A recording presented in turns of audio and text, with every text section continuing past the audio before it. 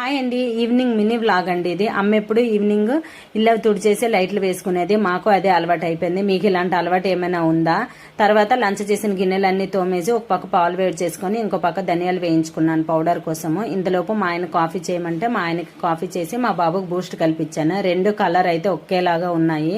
తర్వాత పప్పు కడిగేసి ముందు కొబ్బరి తురిమేసి తర్వాత పప్పు అయితే గ్రైండ్ లో వేసుకున్నాను. అది నలిగేలోపు ధనియాలు చల్లగా అయిపోతే వాటిని అయితే పౌడర్ చేసుకున్నాను. మంత్లీ ఒకసారి చేసుకుంటానండి ఈ విధంగా. ఇంతలో పప్పు నలిగిపోయింది. పప్పునైతే ఒక బాండీలో వేసుకొని నేనైతే బియ్యపు రవ్వతోనే ఇడ్లీ ఎక్కువగా చేస్తానండి. అందుకే పప్పు నానబెట్టినప్పుడు బియ్యపు రవ్వ కూడా నానబెడితే ఇడ్లీ అనేది స్మూత్ గా వస్తుంది అనమాట. వీటి కాంబోగా టమాటా, శనగపప్పు, కొబ్బరికూర చట్నీ అయితే చేసుకున్నాను. ఇది ఇడ్లీ దోశలోకి చాలా బాగుంటుందని మేము ఎక్కువగా ఇలానే చేసుకుంటాము. ఇంకా మా ఆయన వచ్చేటప్పటికి లేట్ అయిపోద్దని నేను పిల్లలు కొద్దిగా ఎర్లీగా డిన్నర్ కూడా చేసేస్తామండి. వీడియో నచ్చినట్టయితే లైక్ చేయండి. Bye bye.